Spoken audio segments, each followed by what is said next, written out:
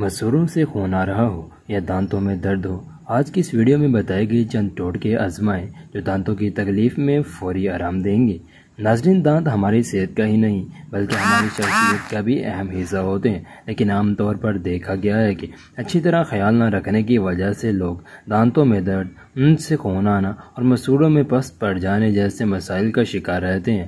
ناظرین، اس ویڈیو میں ہم اپنے دیکھنے والوں کو کچھ ایسے ٹوٹکے بتائیں گے جو دانتوں کے مسائل سے نجات دینے میں مددگار ثابت ہوں گے۔